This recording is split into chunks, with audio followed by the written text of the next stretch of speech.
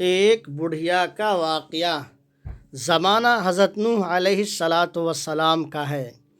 ایک بڑھیا حضرت نوح علیہ السلام کے پاس سے گزری۔ آپ علیہ السلام کشتی بنانے میں مصروف تھے۔ وہ خاتون دولت اسلام سے مالا مال تھی۔ اس نے حضرت نوح علیہ السلام سے کشتی کے بارے میں پوچھا۔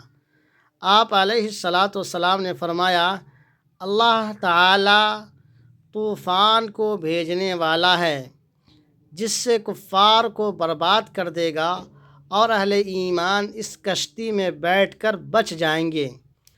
اس بڑھیا نے عرض کیا، آپ طوفان کے وقت مجھے بھی بتائیے گا تاکہ میں بھی اس کشتی میں سوار ہو کر سیلاب سے بچ پاؤں۔ جب مقررہ وقت آیا تو حضرت نوح علیہ السلام مخلوق کو کشتی میں سوار کرنے میں مصروف ہو گئے اور اس بڑھیا کی بات بھول گئے۔ وہ آپ علیہ السلام سے دور تھی۔ پھر کفار ہلاک ہو گئے، مومن نجات پا گئے، اہل ایمان کشتی سے باہر آ گئے۔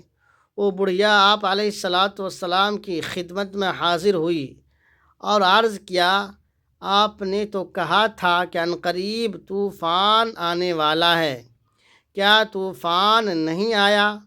آپ علیہ السلام نے فرمایا، طوفان آ چکا ہے، اللہ تعالیٰ کا امر واقع ہو چکا ہے۔ آپ علیہ السلام نے بڑھیا کے معاملے پر تعجب کیا۔ اللہ تعالیٰ نے اسے اسی کے گھر میں بچا لیا۔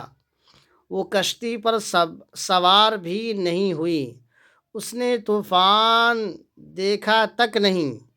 اللہ تعالیٰ نے اپنے مومن بندوں کی حمایت و حفاظت اسی طرح کرتا ہے۔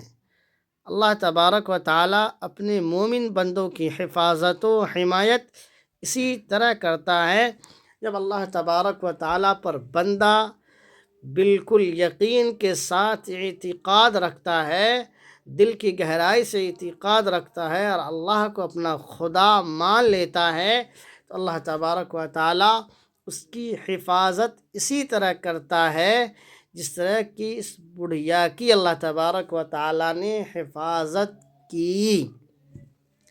اس طرح کے مزید ویڈیو دیکھنے کے لیے آپ یوٹیوب پر ندوی چینل کو سبسکرائب کر لیجئے۔